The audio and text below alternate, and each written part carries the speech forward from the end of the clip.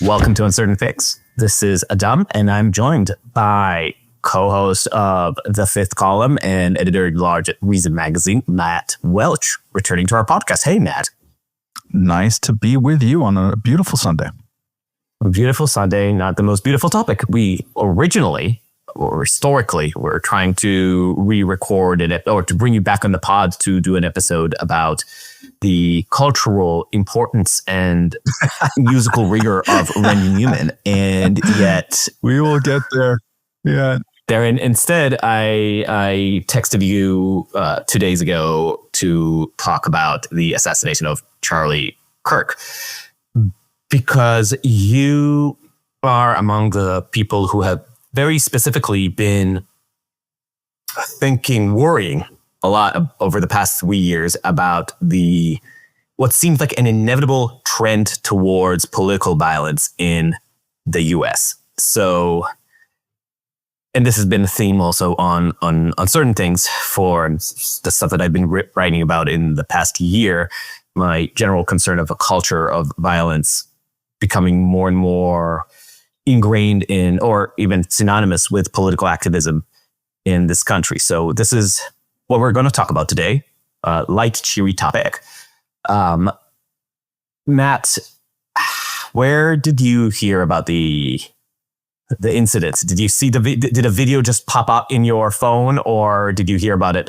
I've not seen the video. I must have my settings done correctly, although the best setting to do with social media, I am increasingly convinced after this past week, is to not ever look at it.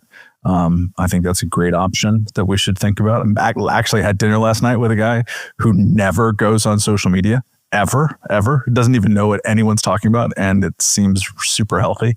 He accomplishes a lot in his life, and something to think about. No, so I didn't see the video, thank God, nor did I see the video of the Ukrainian woman who got slashed in Charlotte. I saw a lot of stills of both things, and that was disturbing enough. I think I got a text from either, maybe it was on the Reason Slack channel, or a text from somebody like, Charlie Kirk is shot. It's just like, you don't know how to...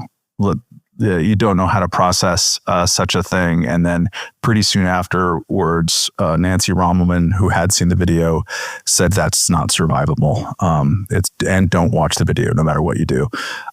So it's that heart-sinking feeling in general, in specific for him and his family and everything. And also because it does further us down this road that we've been witnessing even more than the last 3 years. I mean, I think that in many ways there was a 7-month derangement period between the beginning of the George Floyd protests in May of 2020 and then the January 6th kind of ransacking riot at the Capitol and reactions thereof, that said to me, at least, that not only are we, kind of experiencing a lot more of direct political violence, but the discourse accompanying it is incredibly self-justifying. And we'd seen this too, I think. I mean, I probably got my hackles up about the increase in violence, or,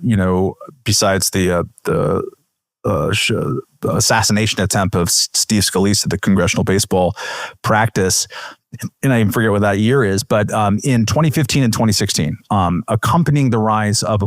That was maybe 2017? That was in 2017? Okay. I remember reporting on this, but I don't remember the date. Definitely by then. In 2015 and 2016, when we saw the unambiguous success of absolutely apocalyptic rhetoric in mainstream American politics. Donald Trump, he came in and said, we're not going to have a country unless I'm elected. They're ruining the country. They're sending us the rapists and all this stuff. But it wasn't just Donald Trump. It was Bernie Sanders, incredibly apocalyptic. The oligarchs are taking everything. It's a race to the bottom. And if we don't do X, then Y is going to be terrible. In her own way, Hillary Clinton was engaging in both apocalyptic rhetoric and its flip side, which is a totalizing demonization of just millions of people. We remember it now as her talking about the basket of deplorables, which now even almost seems like those are innocent times compared to how we're talking about each other now. But if you recall, right after the 2016 election, what happens? What's a lot of the discourse about? It's about whether you're justified to punch a fascist, to just sucker punch Richard Spencer on the street. And this is around the time when we started the Fifth Column podcast. I think we started in 2016. But right then we're like, oh, hold on.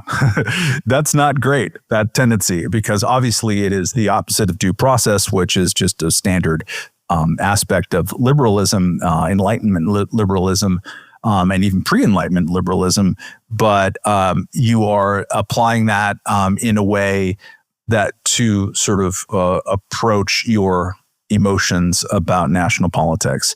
There lies madness. And we have been seeing that madness. And sadly, because people haven't logged off of social media, it's been just almost amazing to watch the curdling happen since Charlie Kirk got gunned down.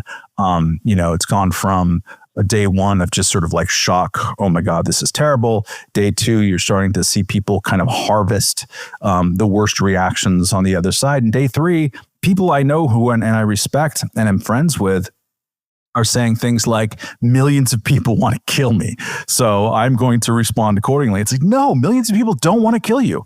But that's the way the logic of political violence and rhetoric works. And so it makes me very, very worried, in addition to just bottomlessly sad for Charlie Kirk and his family, his poor wife and kids. Just terrible. Who were there, right? I believe so. Yeah, I don't even know. Like the details are just, they're terrible. They're terrible. And it's, the fact that it was him being at a college campus doing what he did, which is he goes to college campuses and engages with students and does debate me bro stuff. But it's also in the spirit of, and he had articulated this regardless of what one thinks about Charlie Kirk and what his political positions were. But he had said over and over again, we have to do this discourse because when we stop doing political discourse and arguments with our words, then that leads to violence. And then he became the example of that, which is just terrible. I mean, I think it's interesting that Ezra Klein writes the New York Times, that basically Charlie Kirk was doing it the right way. By it's sort of like political exchange of ideas the right way. And Ezra Klein just absolutely jumped on by people left of center, like, how dare you? And that just is sadly kind of a sign of where we're at right now.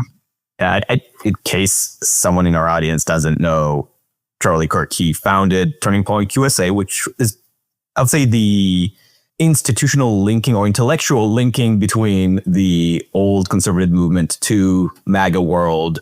And like his work or hate it, but he has done an incredible job recruiting among young Americans exactly through this very committed effort of going out and talking to people who disagree with him, not just on the left, but also on the right, people on his own movement. We don't know. Actually, this is an interesting question. I was going to say we don't know the motivation of the murderer.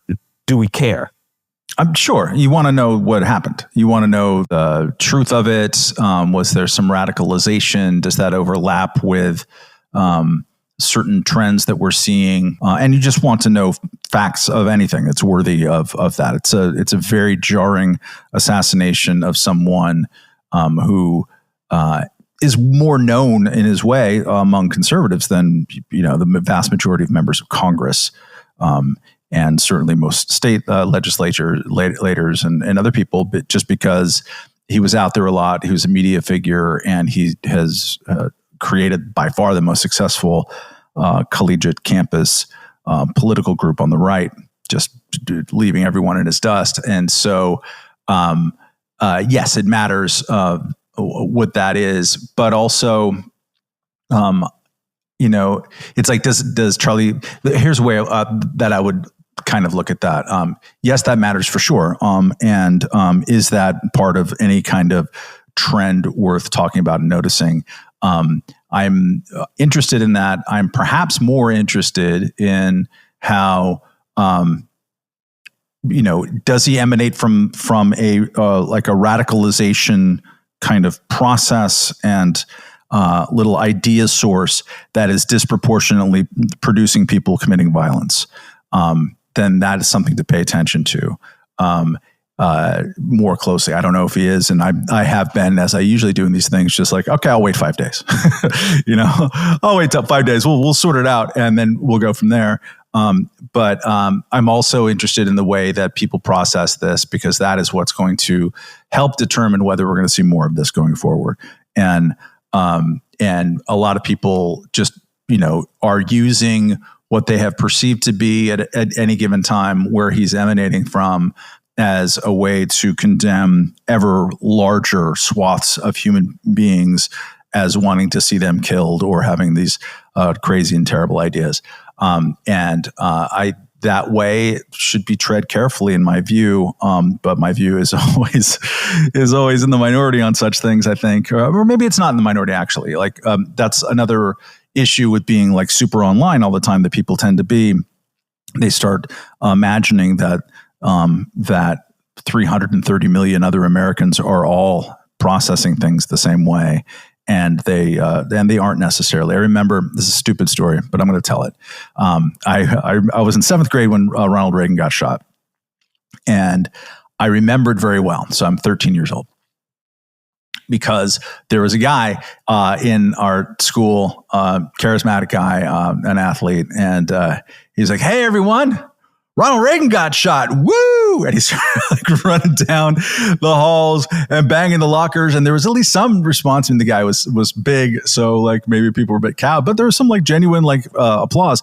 And I remember as a little kid from Long Beach, like going, I don't know, I'm not a huge Reagan fan or anything, but that seems bad. What are we doing? And the thing is about all that is that dude did not have a Twitter account. There wasn't a libs of TikTok harvesting his tweets to make sure of anything. We see people's idiotic responses now in a way that we don't before. And if you want to go find the worst responses to this in any direction, it's pretty easy to find them. And then it's pretty easy to extrapolate to the next level, which is then to imagine that there are so many people who have and are acting on similar horrible thoughts, which is not to say that isn't interesting and newsworthy in its own way. I mean, I know people who have my daughter's 17 and oldest daughter's 17, and I asked her whether she'd heard about this, and she's like, "Oh my God, yes, everyone can't stop talking about it on her TikTok." And the discourse was just as bad as it is among journalists on Twitter. It was like, he was horrible, he was a homophobe, he had it coming, or whatever, or people just, who didn't know him at all, like very performatively talking about the soul of the nation or whatever, and that's fine too. But anyways, I think that it's not. I don't think that a majority of everyone in the world in America is losing their minds over this. But it is disturbing in a way that few other events of political violence have been disturbing, I think. And it's precisely because we never really had a national shared understanding of 2020 and then January 6th. We didn't. And Donald Trump pardoned everyone from January 6th, blanket pardon of people who committed violence. That's the problem with that, not the commutation of over-sentencing, of which there was a lot of over-sentencing in January 6th, in my view. But when we are just making blanket excuses for political violence, when we are kind of looking the other way, turning the cheek of groups who were affiliated with our side broadly, committing violence. Portland was on fire for how many months consecutively? And people thought themselves into pretzels, justifying this absolutely pointless, daily drumbeat of violence in the city block that accomplished what? And so it's the way that we talk and apologize for these things and not come to those shared national understandings that make these moments and incidences when it happens even more disturbing, because then people immediately start kind of hitting the cycle even harder. Well, I said there's where to start with this. Okay, let's start with social media. You attribute some of this mass deranging, mass psychosis to social media and the false impression that we get as individuals consuming our not just our news, but also the reaction to the news on these terrible, terrible platform, giving us impressions that are clearly a funhouse mirror of reality. But at this point, we're almost a full generation of doing that, and our habits, our immediate way of making sense of the world is already being filtered by this process, to the point that you can almost take for granted the secondary effects of how people see the world translating in the real world with real humans. And this is anecdotally, but I know so many people whose personal reactions to the Charlie Kirk thing imitated the social media celebration. Right, the cheering, the laughing, the mocking, the people in my immediate or secondary circle of acquaintance, not in social media, but with each other and in text, basically copying those memes of "let's see him debate now," that kind of language. And I was actually shocked, because I was hoping that this kind of language is primarily the language of bots and engagement farmers. Why would you be so absurdly ghoulish unless you were trying to win the click game or the engagement game on platforms? Why would you talk like this with actual humans? But people do. So at what point is it not just a social media problem, but a real humans? But a real humans that have developed their new, epistemic worldview in the real world. I mean, part of the point of I think there's something in human nature that's dark, that responds to such things this way. It's that we now have access to that via text, via other things. I'm not sure that we had access to 1,000 different people's reaction to Ronald Reagan getting shot when I was 13 years old. It was a little bit more difficult. So I remember this one instance precisely because that's where that happened. So maybe that's going to happen anyways. That's distressing. No, but the Reagan example, you have an environment that will at some point moderate this kind of reaction, will respond with some sort of shame of, maybe don't revel in people's near-death experiences, even if you disagree with them politically. That's how you civilize humanity. Yes. Humans are born with a dark urge to see people destroyed and enjoy fire consuming their environment, right? But then you're taught, this is not the best way to live, and then you trigger another part of human nature, which is shame and humility and empathy, and you train them to prioritize those instincts over not necessarily shame, but empathy, and develop a better cooperative habits, right? That's the basic sociological game that we do, and benefits from having real human interaction that is not informed by mass psychosis devices, right? Yes. But now we are at the point where we are all, except for your one friend who's never heard of social media,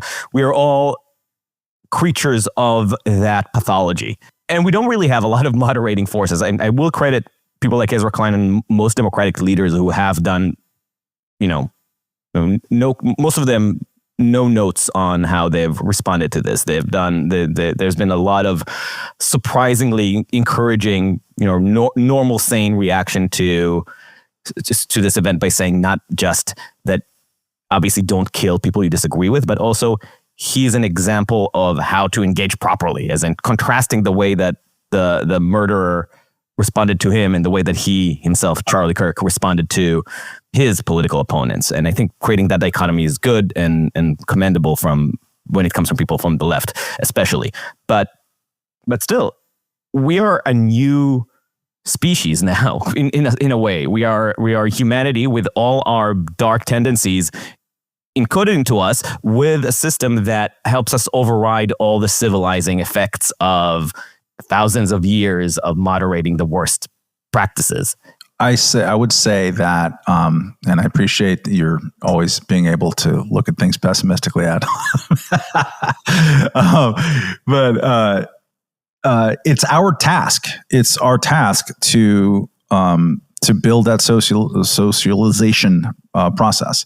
This is what we need to do. It's our task to be telling a generation of people who have been laboring under the misimpression that words are violence, that they are not, that there is a bright line difference between those things. It's our task to, when we encounter somebody in the real world going, haha, that was funny, to say, hey, yeah, that's ghoulish. You really, I don't think that's a great reaction. I think you should get in touch with your humanity, bro. And I would also say, and this is something that, could apply to perhaps many people in my immediate world. There's one category of reaction that I really dislike here, because it's easier to do than be a total ghoul.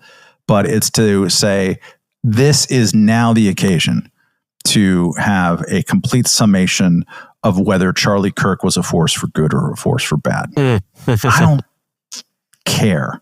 And I was nice to not use bad language right there.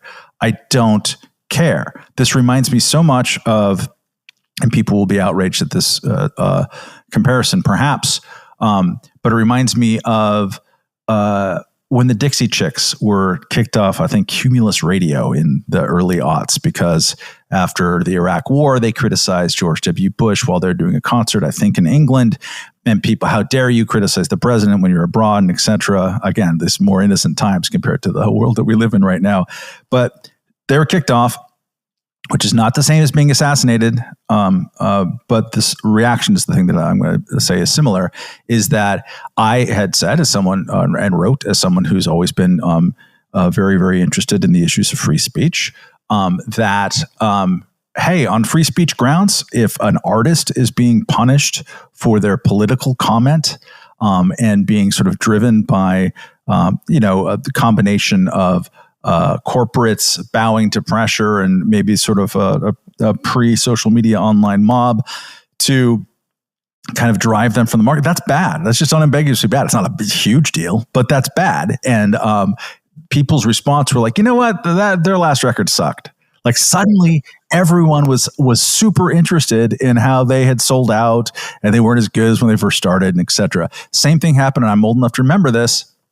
It should be the name of this episode, because apparently I'm old enough to remember too much. But when Salman Rushdie had the fatwa put against him in 1989, I was just going to mention that. Yeah, suddenly everyone was a literary critic, and like, what? We're now the most important thing is whether Satanic Verses was really good or is too like modernistic or he's showing off. Like, it doesn't matter, dude. Like, you can have a summation of Salman Rushdie's career and talk about his writing. There's no problem. He wants his books to be treated as his books, of course. But in that exact moment, the most important thing about this is the horrible act of violence or the less horrible act of censorship. That's it. That is not the time to suddenly like, well, he did say this one thing that one time. So, no, there isn't. Like that. Who cares? By the way, I find the most egregious example of this. There's one version where it's the friends that you talk to or your average commenter. But then there is the journalist or the editor who would put that excuse in the headline, putting that like little sweetener that makes the horrible thing more palatable or more morally justified in the headline, and will something like Charlie Kirk, who radicalized right the American youth, has been assaccused. Things like that. Figure. I mean, all you have to do on this, like Salman Rushdie, who's been accused of, or known Islamophobic, Salman Rushdie stabbed in wherever it was, upstate New York. Exactly. Like, just think about whoever it is you like in politics. All right. I like Rand Paul, don't agree with everything about him, but, and he's actually an example because he got tackled by a neighbor, cracked his ribs. And this was a national punchline for weeks. That's not funny. It's kind of bad when a politician, and I forget why the neighbor, it was crazy or it was some local dispute, but even the reaction to someone suffering some pain as being like a source of mirth. I get some dark humor that you could do in the privacy of your own home, but a lot of people said stuff like that publicly for a long time, and also justifying him getting harassed while eating dinner out in Washington D.C. during Trump's first administration. But imagine a Rand Paul or a Ron Paul or someone, a Justin Amash, someone I really like in politics, who's no longer really in politics. If that person gets assassinated, how would I respond to someone saying, Rand Paul, who, did say a lot of really mean things about Dr. Fauci, assassinated today? It's madness. I mean, there is, Adam Schiff, very divisive character about Russiagate, really inflamed a lot of passion, got assassinated today. You go down wherever that gets closest to where you live politically, the more absurd. Bernie Sanders, accused oligarchs in the Republican Party of driving the country into whatever. No, that's not the story. The story is my God, we just assassinated somebody for politics. That's horrible. That's really as far as you need to go in the initial days. If you want to do a big summation of how Charlie Kirk's career was interesting or not interesting, fine if you're going to put in that work. But most people are not. They're going to outrage farm, try to find something, say things out of context, get it wrong, like Stephen King did, and like a lot of other people did. And what is the exercise? What are you trying to do right now? Just as Stephen King said on Twitter that Charlie Kirk supported stoning gay men, I think, or something like that. Imagine. We live in weird times. There are weird people. Stephen Miller is in the White House. So there are weird people saying weird things and they have power. And Steve Miller has said weird things, even about Charlie Kirk. The last thing he said to me was destroy the left. I'm taking the under on that one, Stephen Miller. He was texting me from the podium as minutes before he was shot. Just to make sure if I'm shot, destroy the left. Yeah, who knows? Sure. We should be humble. Sure. And let's be clear that this is also a subgenre right now on the cesspool that is social media, of people saying the last few minutes or the last week, Charlie was showing that he is finally changing his tune about Israel, and he was worried that it's going to lead to his assassination. So that's kind of that fanfic is happening across social media. What were Charlie Kirk's last ideas that clearly are the cipher to the murderer, whether it was Mossad or an Antifa super soldier? One aspect of there's a couple of common things about assassination attempts that maybe don't fall into our common discussion of them. And maybe this is happening a little bit. There's not just the killing of Charlie Kirk on Wednesday, but there's an attack at a school, I think it is, and forgive me for getting the details wrong, but a couple of people got killed, and that was a young person who'd been radicalized online, but also a hodgepodge of weird memes and just was in a very overly online culture. So some of the commonalities of these things that I think are worth reflecting on. One of them is that it's not even specific to the people, but it's sort of about the ambient atmosphere that we're in. We are so obsessed with national politics. We are so much power and attention has sucked into Washington over the last 10 years, 25 years, but really in the last 10, the size of the federal government has effectively tripled in 25 years. That's not a small thing. You have a president right now who, if he decides he doesn't like the way outcomes are happening in policing in city X, he's going to make that a national political issue that everyone needs to have opinions about. And that's just kind of a different role for the federal government. A stupid example, that I can't ever unthink about is right after Trump got elected and right after Betsy DeVos was named education secretary, they held a candlelight vigil at the school across the street, the elementary school across the street, to sort of like collectively mourn the appointment of Betsy DeVos.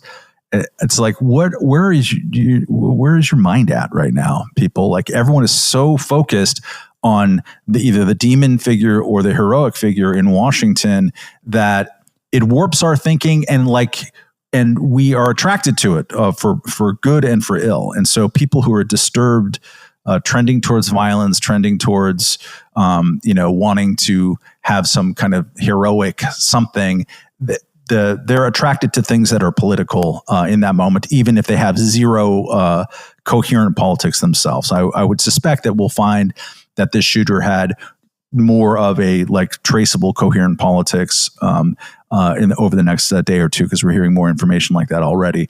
But oftentimes it's just like, I don't really know why this person did it. They were kind of a lot of crazy, but it's a lot of crazy that goes towards this locus of everybody's attention. And that is a bad byproduct of that, as well as just that leads us towards reducing our actual civic engagement. People know about everybody in Washington. They don't know anything about their local school board, their local city council, local politics that actually affects them. That's not what politics means to people. Politics is not about, making your neighborhood have more trees or improve the actual results of your local school. Politics are about waging spiritual war by proxy of your champions in Washington or online.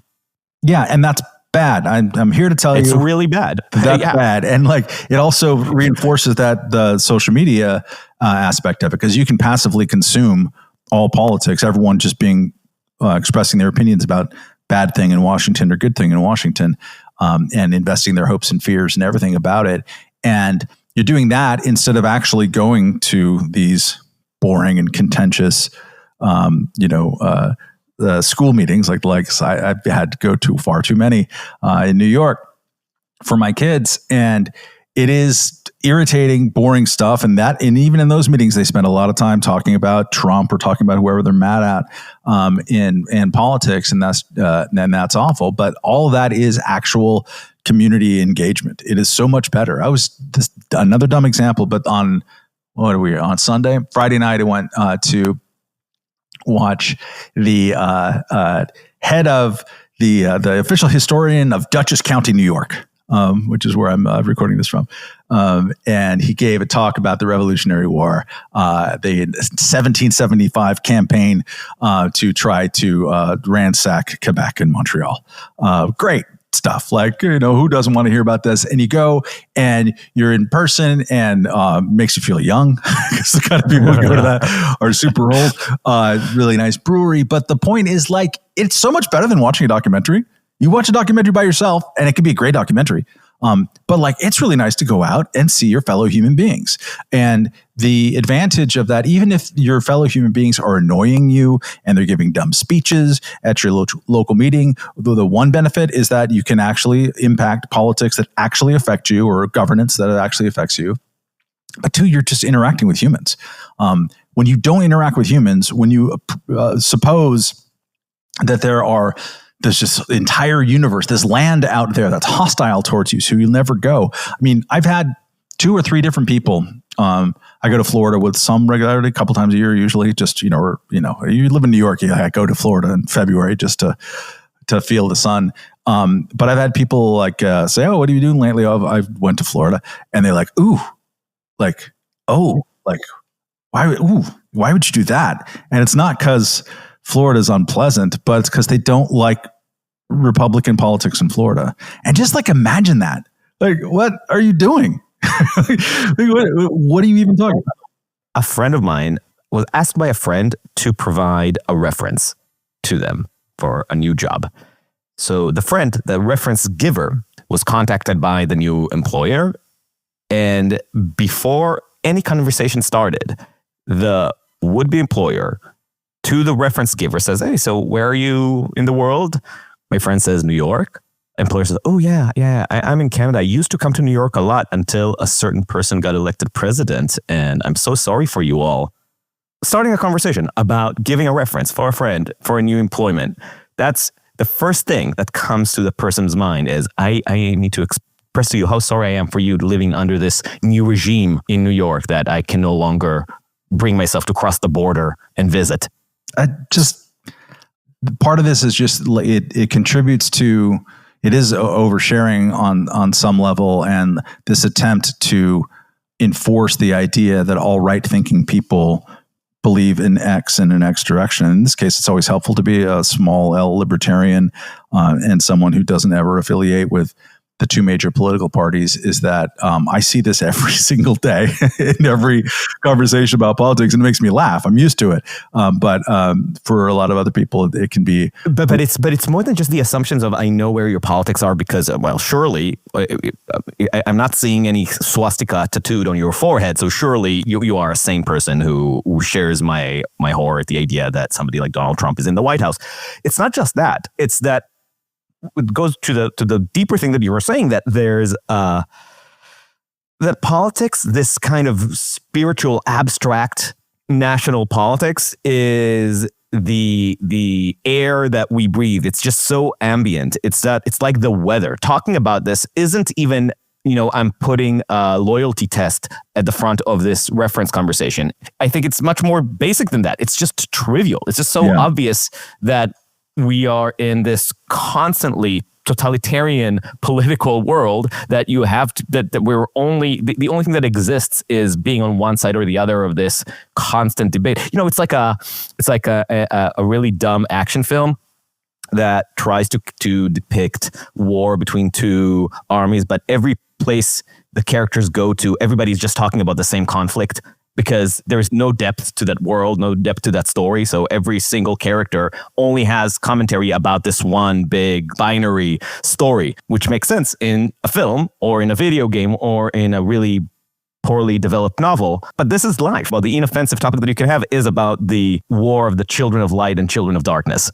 I think that as part of the tasks of doing that socialization exercise and culture building exercise. Socialization is in the civilization exercise, not as in making us more mundane like socialists. Yeah, civilization exercise, very much civilization. I think we need, all of us, to, in our own ways, in our own interpretations of it, just kind of affirmatively go more human. However that looks, more human interaction. There you see signs of this. I think it's a very interesting trend, not just in the United States, but very much in Western Europe, where suddenly among the younger generation, people are going to church.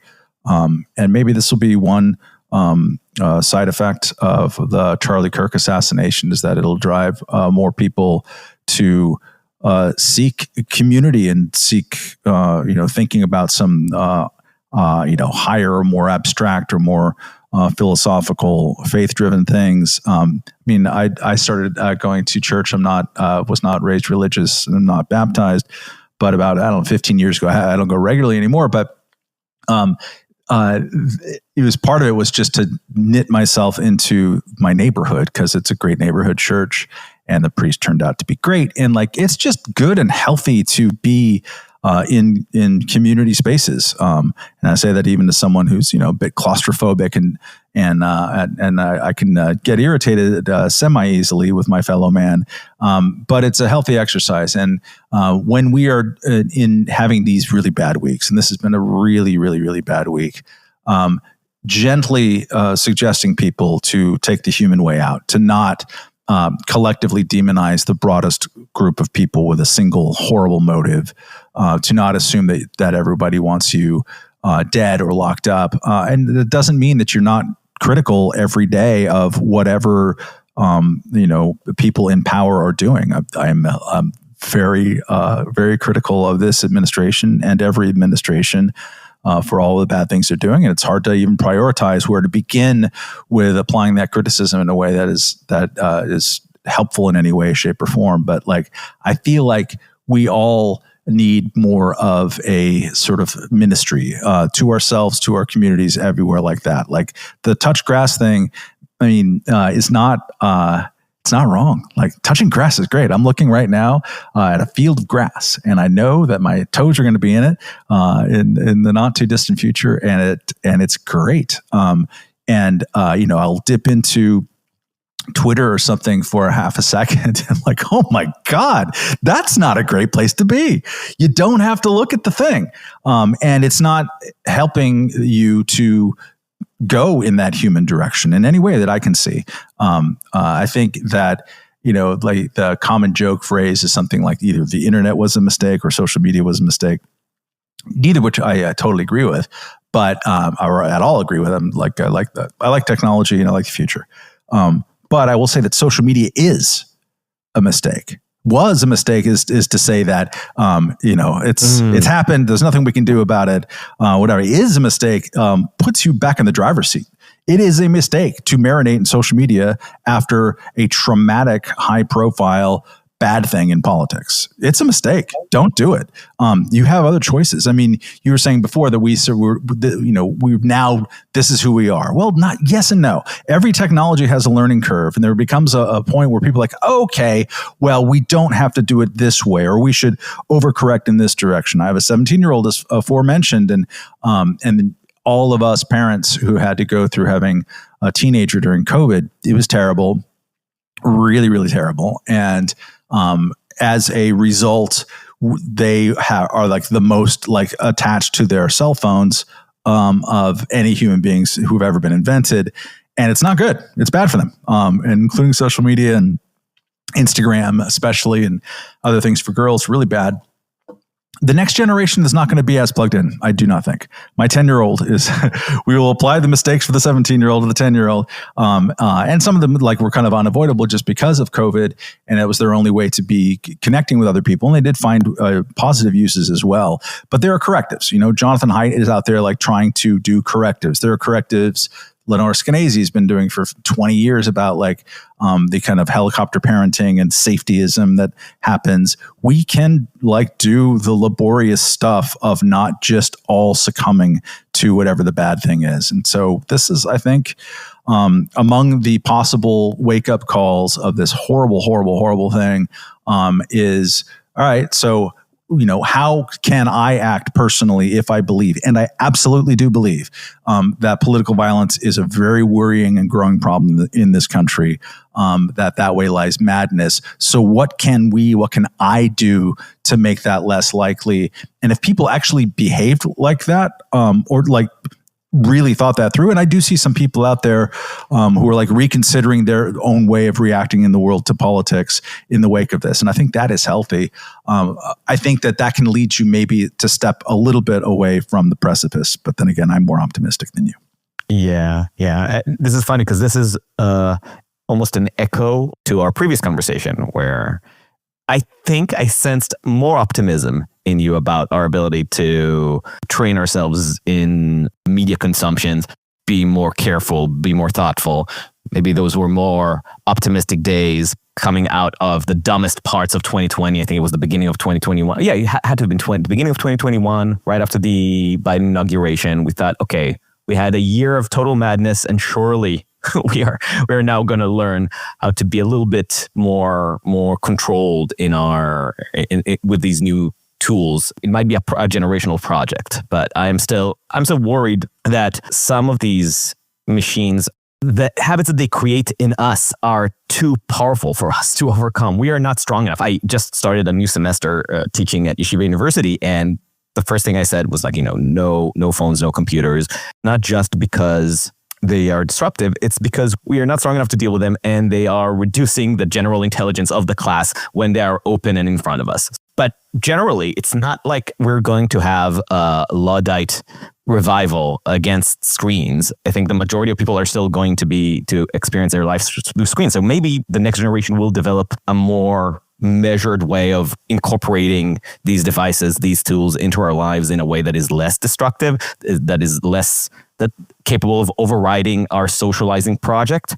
But I'm just not convinced. They seem so powerful. We seem so helpless. The moment you spend 5 minutes on social media and you feel your brain changing into something much worse. 5 minutes, even if you haven't used it your entire life. And within 5 minutes, you're like, oh, I guess the Democrats really do want to drink my blood. Well, they do. So that's kind of a problem. This past not for us to judge. Summer, June-ish, I think, I forget. Went and saw Bob Dylan, the 70-million-year-old ancient folk rocker in Tulsa, Oklahoma, very near where his museum is, which is really nice. And it was the first time that I went to a concert where they give you a bag for your phone, and you got to snap that shut, and that's it. And then on your way out, they do a thing, and then the bag magically opens. And wow, did that improve the concert experience? It was crazy how much that improved the concert experience. I think that we will create some of these workarounds, but an underrated part of it, everyone knows this in their heart, but like until you actually measure it, you don't realize how big it is. But what used to be the mediating institutions, places that we more or less kind of trusted enough, but where people of all political persuasions could jointly kind of consume or experience together. Those mediating institutions in the media, but also like the ones, in academia and elsewhere, that we kind of expect that if you are a citizen of this country or a resident of this country, you can, doesn't matter where you're from, you can go there and be part of it and be treated as sort of a fully equal person. You won't be, branded as a deplorable one way or the other. All those mediating institutions, especially in the journalism industry, have utterly collapsed. So there used to be more places that we could go. I remember after 9/11, John McCain, who had been the Republican nominee who lost out to George W. Bush in 2000, was a media darling for many, many decades. Most of his career he was. And I think he went on either The Tonight Show or I think it was The Tonight Show. But he certainly went on The Daily Show a ton of times. But he was just sort of like, he was our nation's grandpa to help soothe us through this, and could sort of be seen as a guy to do this. Who is the politician, let alone the Republican politician, that you can imagine, like, tell us that it's going to be all right? Where are the spaces that those conversations can be had? It's not an accident, I think, that in our long moment of the reduction of societal trust, a lot of that's earned because the powerful and elite institutions screwed up so many things. So I get that, including COVID. As part of that, whatever is seen as a mediating institution or as what is supposed to be a neutral body, even a department in the federal government or whatever, is under just incredible partisan pressure to change, to tilt in this direction, to police their adjectives, to in the media space, very disastrously, a lot of the people who work within media, started using this horrible word like platforming and like, how dare you run a piece by a senator in your pages. People became very excited about censoring views. We lost that space, and we lost the places that we could kind of go to. Like, this is so traumatic. I'm just going to sit and watch. I swear to God, we used to do this in the 1990s and early aughts. I'm going to watch CNN because they kind of run news pretty straightly, and they have experienced correspondents, and I'm going to do that. Or I'm going to read the New York Times or Wall Street Journal. All of that, most of that has really, really collapsed. And the ability of those, it's not just that the trust has collapsed, but the LA Times used to be hundreds of pages every day. It's 20 now. It's smaller than the sports section used to be when I was growing up. And all the heft that comes with that is gone. So we've lost those spaces. And if there isn't those spaces, and there isn't a shared place that we can either gather or trust, we are going to therefore go much more towards social media. I think that's where we have a kind of civic responsibility to try to affirmatively figure out who's doing things well, where are those spaces, how can we sort of reward them. I mean, Dispatch is doing this. Fifth Column is doing this. Substack is doing this. Create new media places where people can feel like, even if I disagree with you, and Reason has been doing this for 50 years, and a lot of Reason's readership is like, I'm not a libertarian, and I think libertarians are weird, but I trust you guys to play it straight. I did a thing on the Fifth Column thing where I just sort of asked listeners to name what are the media institutions that you trust best, like let's share those and count them up. And it was very interesting to see how many people named the Dispatch among other places, and the comments around them were along the lines of like, I know where they're coming from, don't always agree with, but they sort of play it fair and straight. So this isn't to burnish our mutual credentials or anything like that, but like the creation of new things is important. And then as a consumer to affirmatively like, oh, that's a person or an institution that's doing something well. I'm going to tell a friend. Like, let's try to build a culture in which normal people can not spend their day marinating in the belief that they're about to be murdered because of politics. And I suppose it is rewarding in the sense that that people are seeking out, or at least are intuitively recognizing the failure of some models, and they're seeking out new models, and they're not necessarily being captured by, the Candace Owens, Tucker Carlson offering, but look for something that is more rigorous, more serious, self-critical. And I guess you said they're clear about where they're coming from. There's no subterfuge, and there is a relatable, understandable methodology behind how they approach a question and reach an answer. And also, like, hopefully, I guess you can say the same about Tucker Carlson and Candace Owens, because you can model how they will reach the answer. So there is a clear, communicable logic to how they reach their conclusions, but integrity it is not, or like intellectual integrity it is not. Well, I mean, part of that is an important part is humility, is saying, I don't know, not my specialty, whatever is the news of the day. And the older you get, the easier that is to say and to do, but to be able to kind of change your mind in real time, to kind of work things out and show your math, and to not have a definitive conclusion at all times. And there's a lot of pressure. Because it comes down to, right, no, but because it comes down to the liberal sciences or the liberal intellectual pursuit is about method for truth seeking, not about starting with an answer and reaching there. Yeah. And I was talking with Russ Roberts, the great podcaster, economist, writer, last week. And he was sort of talking about things in the context of the collapse of media and the old models. And he talked in a way that's not dissimilar to Adam's pessimism here about how in the wake of that thing going away, what people use media for much more is kind of as a salve to be reassured that they are on the right team, or that sort of to collectively to ameliorate the wounds of having the bad guys have power. I put it in a piece a year or two or three ago that cable news has become a cope. I mean, it's striking. There used to be, a dozen shows on either side of 6th Avenue where they wanted people from different political walks of life to have kind of vigorous discussion and debate.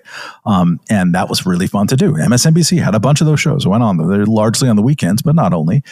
Chris Hayes' show used to be like that. It's not anymore. Fox always had a couple, and I co-hosted one on Fox Business. And CNN had a few. That doesn't exist anymore because in some ways of audience demand.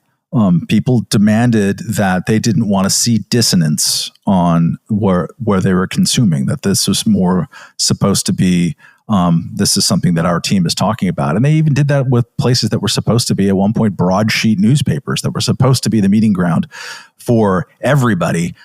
Absolutely stopped being that. And that's a darn shame, but it's also a great opportunity. And I think it's part of the reason why even people like Joe Rogan have become so popular. Like, where are places where people can still like talk and hash it out and not be necessarily defined by like what tribe you're in?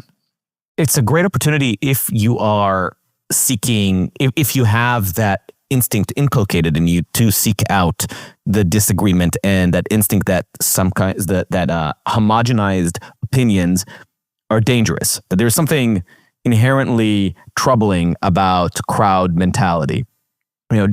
Our friend and colleague Jonah Goldberg, he and I think our initial bonding was our mutual fear and discomfort with what he would call a crowd enthusiasm, or Bukowski would say the genius of the crowd. When you have a sort of uniformity, even if that uniformity is directed at you, it becomes a little uncomfortable for some people. That's a personality trait that I just don't like it. I just don't like seeing too many people agreeing with each other. There's something unnerving. Maybe it's the. You're also Israeli, last I looked. Yeah. That's part of it. Although we don't need to open this up now, but I do think that Israeli society is actually incredibly conformistic. As despite put three individuals in the room and they will argue and it will be wonderful, but take a step back and squint. There's the military code in our genes can click in, and then you'll see a lot of conformity. It's really interesting.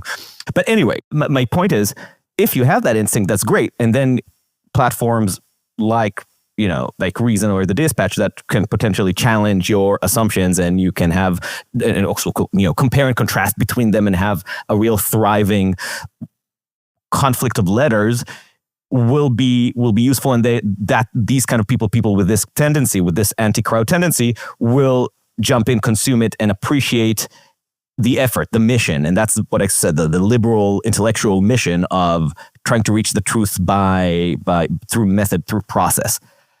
But then there you have people who might be into the asking questions, might be into even the debate, but not necessarily into really challenging their redemptive search for a tribe or for the destruction of the other tribe. And I don't think it's that controversial that many people who some of the ideas that coalesce around Joe Rogan, even though he has done a decent job on most topics to facilitate debate, but there is a coalescence of a crowd that does see itself as an identity and does have already that virtual picture of what the enemy is like. And many of the facilitators of conversation aren't necessarily really facilitating methodological truth-seeking, but create a new form of tribe with its own shadowy enemies. And that's really the problem, because humanity, we seek enemies, we seek those spiritual wars, we seek those shadowy figures that are controlling our lives. And if we would just combat them, if we would just boycott the right concerts or the right restaurants, or maybe escalate that to attack the right people, protest the right people, or escalate that, just assassinate the right people, we will finally be redeemed and get to be free of these forces that are oppressing our lives.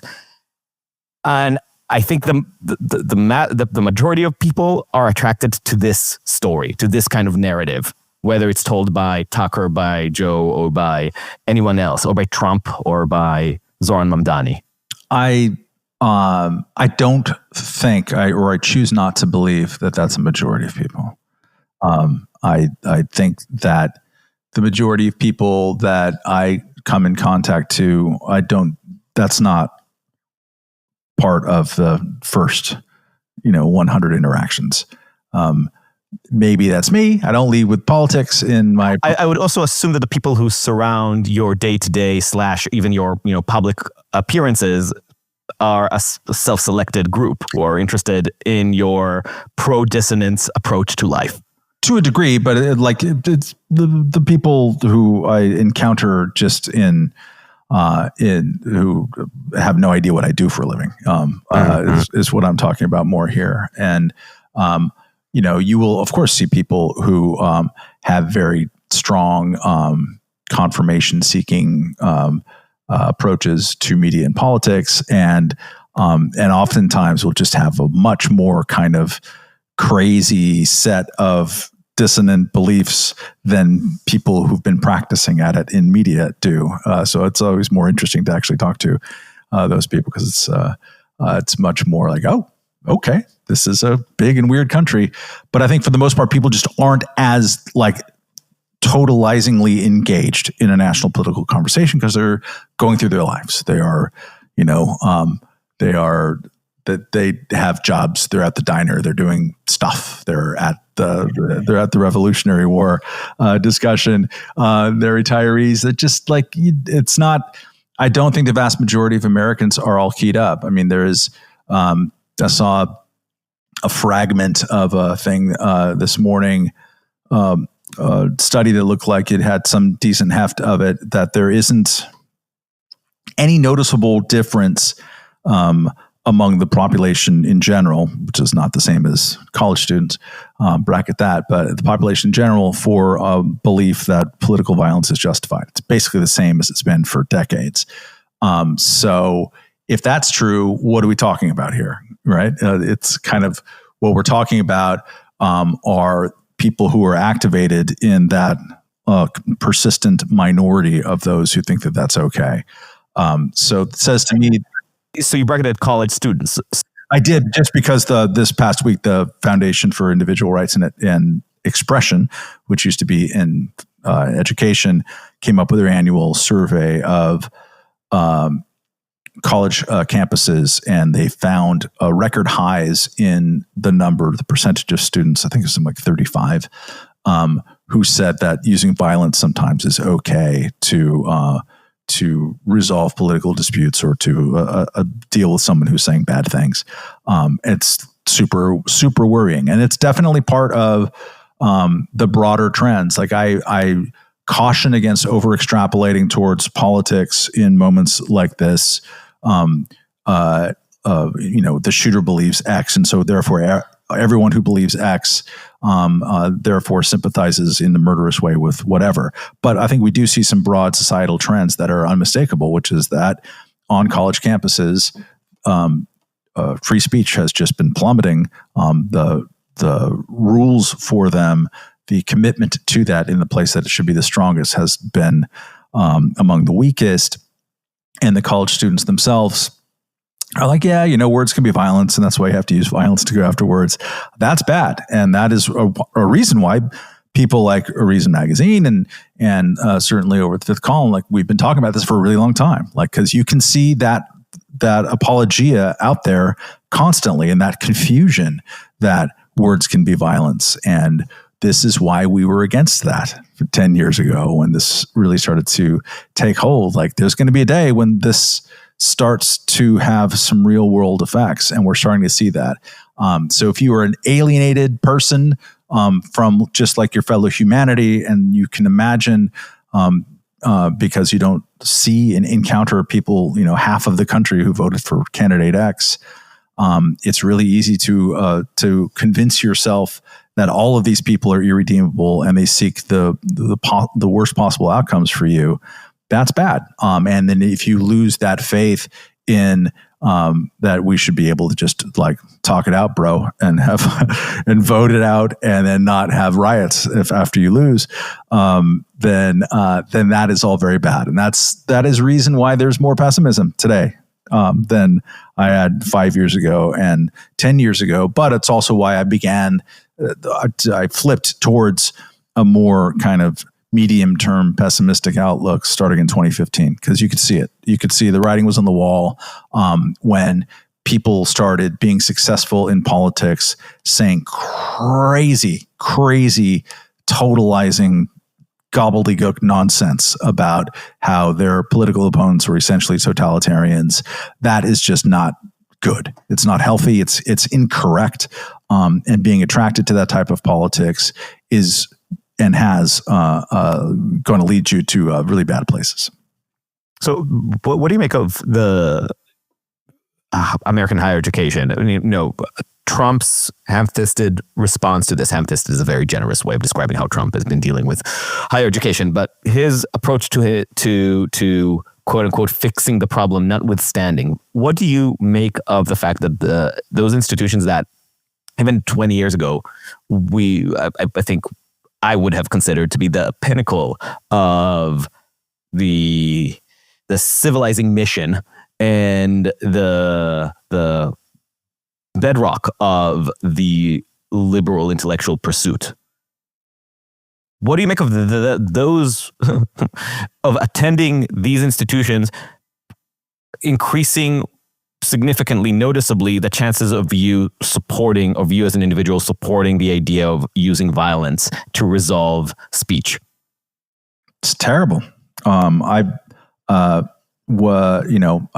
have spent very little time on college campuses or thinking about college campuses since 1990, and for plenty of reasons. And so, when my colleagues like Robbie Suave were writing a lot about campus kind of political correctness and the illiberalism in speech, there was a part of me that was like, yeah, but who cares? Because it's not in my life. It's not my life. Kids are dumb. Like that's a perennial. And then they plop out in the real world and they have to sort of modify and moderate. And that's what's going to happen. I actually, my mind changed on this issue by watching my colleague Michael Moynihan's video when he was working at Vice from Evergreen University in the wake of the madness they did there when they punished Brett Weinstein and Heather Heying. And it wasn't even what they did to Brett Weinstein. It was watching the chancellor at the university try to answer the question, are you a racist? Because he'd been accused of being one. And the conflict is not even worth rehashing. It's complicated and stupid. And he was terrified. It was the first time that I saw on someone's face in America, in this country that I live in and love and was raised in, the same kind of sort of political terror that you saw in show trials in Central Europe, where I used to live. And I just assume that's never going to happen in this country. And when you see that terror exists, and granted, Evergreen is super notorious, or was, I don't know what it's like anymore.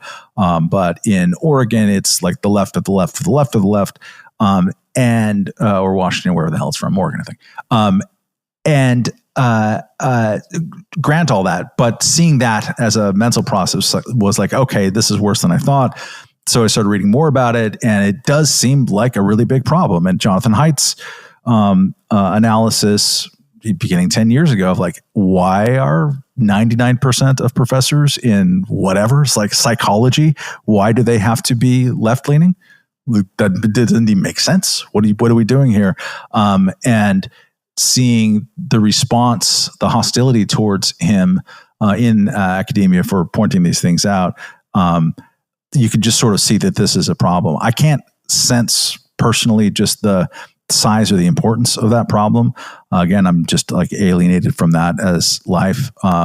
But the big changes at cultural institutions, at newspapers, in places in the last 10 years, came from young people.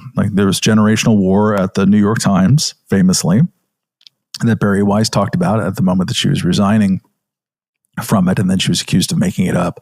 And every single person that you'll ever talk to who actually has worked at the New York Times saying, of course it was a generational thing, where the kids who were in their 20s and even in their 30s had a completely different idea about the role of free speech, the role of newspapers, the role of liberalism, the role of journalism than people older than them. And are the universities part of that?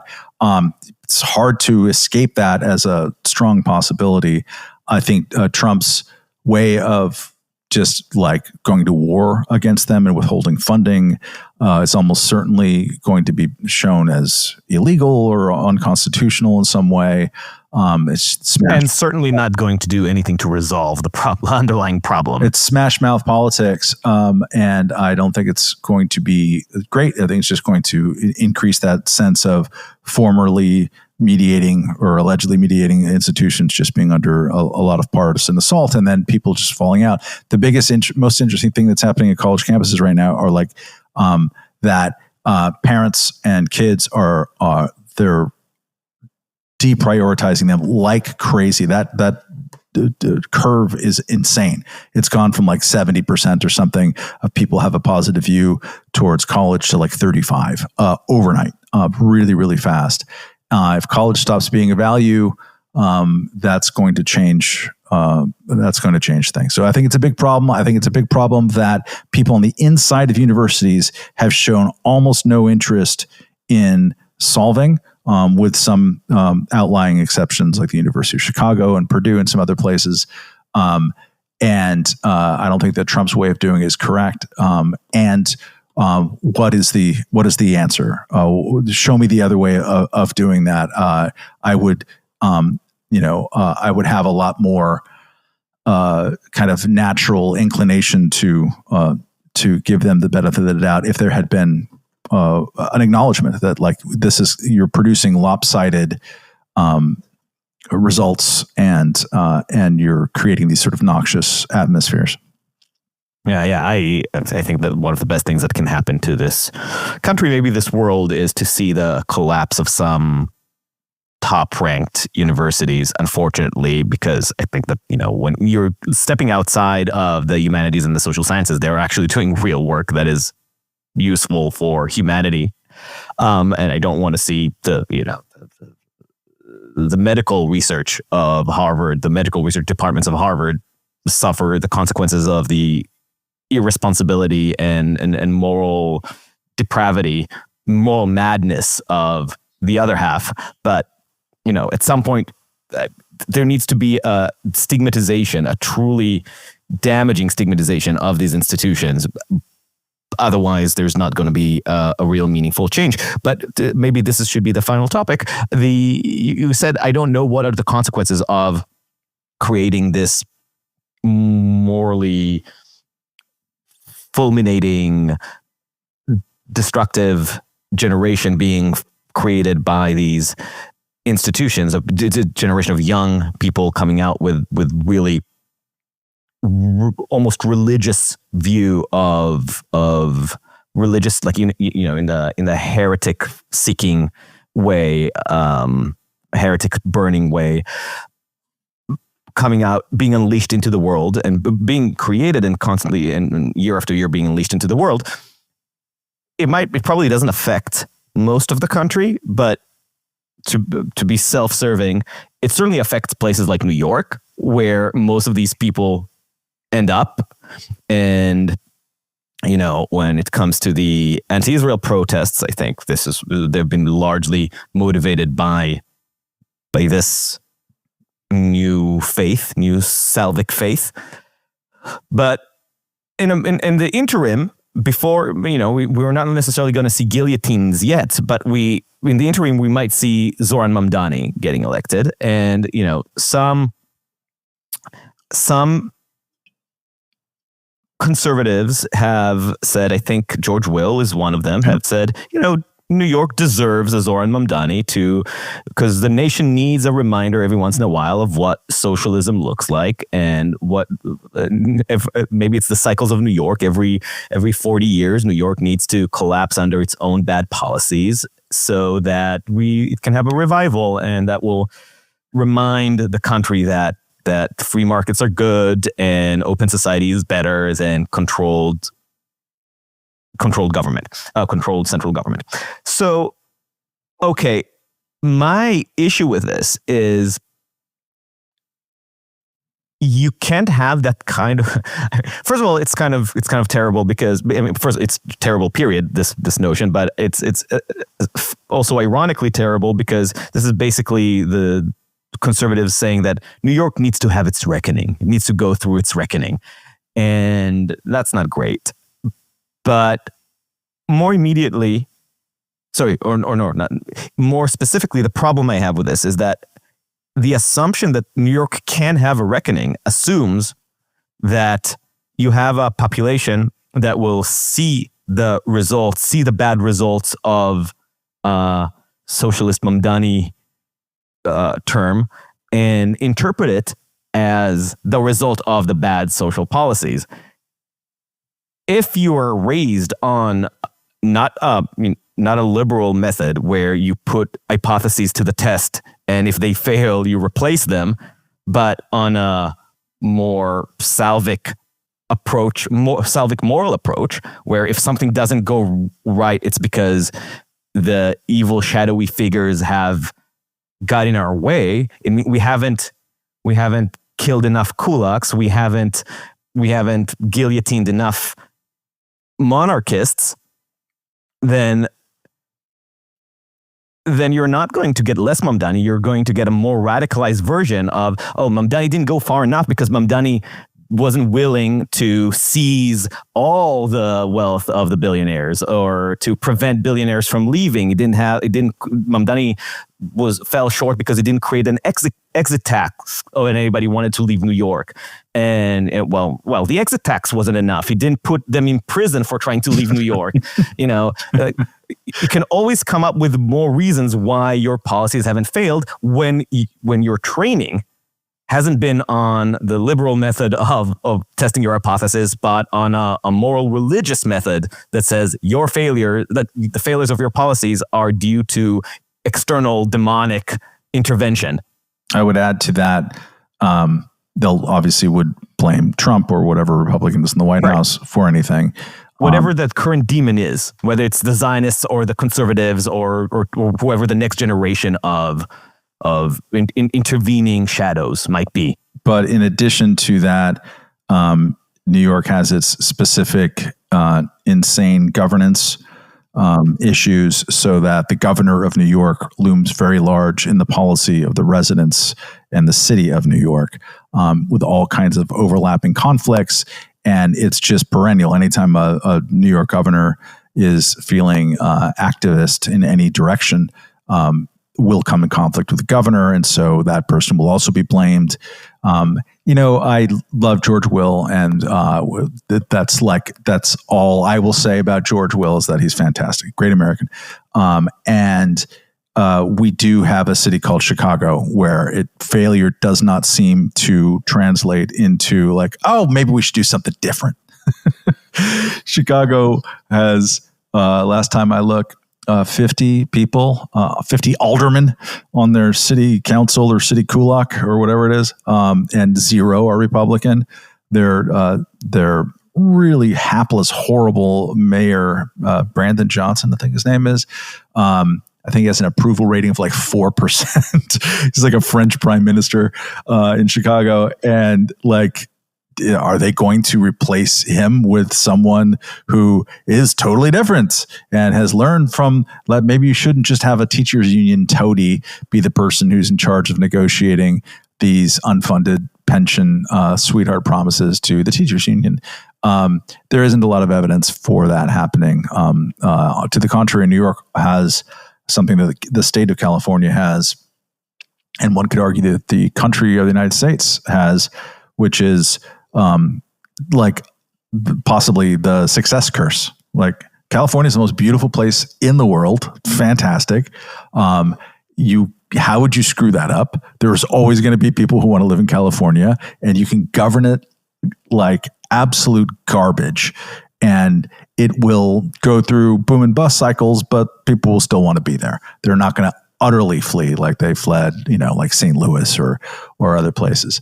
The population hasn't grown in California compared to the rest of the country really since 1990, which is totally different. And New York's population as a state and as a city, but especially as a state, has gone down over the years. So people have been voting with their feet and voting to move to Florida for a long time. And I think that there would probably be some flight towards that. But yeah, I don't see any evidence that the conclusion to whatever calamity that Mamdani comes up with is going to be internalized as we went too far in this direction. I mean, Bill de Blasio was basically a very uncharismatic Mamdani. The guy who likes to spend his honeymoon in Nicaragua or something. Just awful. None of the kind of pizzazz, none of the head tilts that Mamdani has, but also just kind of like bad, boring leftist guy. And he's very excited about a Mamdani thing. You would, Bill de Blasio won re-election by 40 percentage points in a city that he was despised. I don't see a lot of evidence of New Yorkers getting ready to learn that. Oh my God, I remember it just reminded me the New York Times endorsement when he ran for a second term. It was basically, I don't remember the exact headline, but it was basically, well, his first term was not a success, but now he will have 5 more years to prove that he can deliver on what he promised. Yes. That was the endorsement. I mean, not to tie the entire room together, but we were talking earlier about the folly of looking at politics nationally all the time. It's part of the reason why de Blasio won, is that New Yorkers felt that it was embarrassing to keep having non-democratic politicians be the mayor. Giuliani was a Republican, Bloomberg was kind of a Republican, then an independent, then whatever Bloomberg is. And they just sort of felt like our identity is Democrats. It wasn't like we need democratic policies. Maybe they were excited about universal pre-K, possible. But mostly any stiff would have won. Anthony Weiner would have won if he hadn't had made his mistakes. But like they just needed a Democrat to fill in that in. And, he ran against a guy the first time around who was utterly competent. Joe Lhota, Republican guy, Lhota. He'd been head of the MTA or something. And like everyone acknowledged he's an incredibly competent public servant. He's the Mitch Daniels of New York City.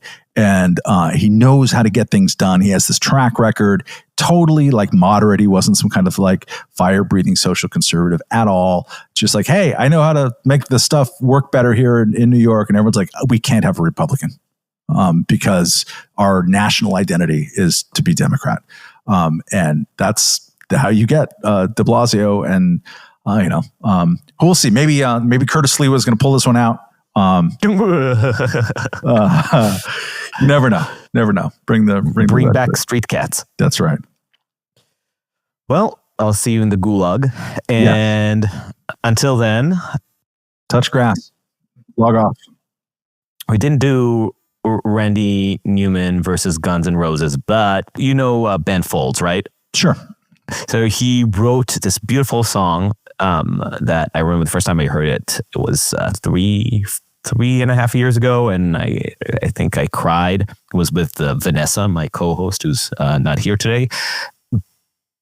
And it's called Christine from the 7th grade, and it tells the story of finding out that your friend, your lovely, happy, smiling friend from the 7th grade is starting to send you these tweets or these, newsletters about whatever political madness has captured her during the 2020s. And he described the sadness of seeing. It's a very funny song. Saying all the anger, the old caps, the misspellings. They must be on purpose. We went to a good school, Christine, but the final verse is, there's a break in the rain, Christine, a perfect time for a walk, the smell of wet leaves. These things exist in the real world, because it's such a short and sad and beautiful life. Do you ever see it that way, Christine? On that melancholy, Matt Welch, thank you so much. Thank you for having me. Thank you for listening to Uncertain Things. Follow us on uncertain.substack.com or wherever you get your podcasts. If you're feeling generous, give us 5 stars on Apple Podcasts and share us with your friends and enemies. Until next time, stay sane.